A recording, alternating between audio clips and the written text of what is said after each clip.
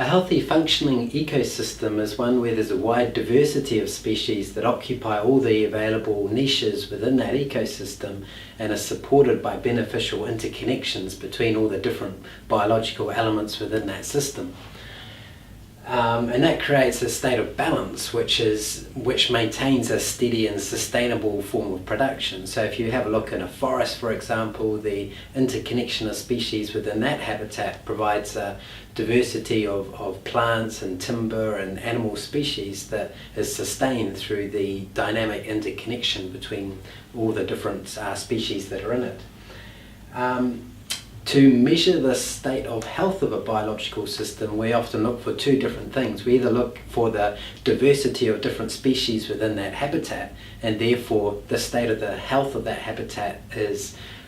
being measured by how diverse the biological species are and how many different niches that they occupy within that habitat,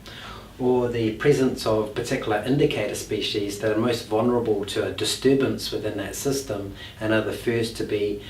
removed from that system when a disturbance comes along. So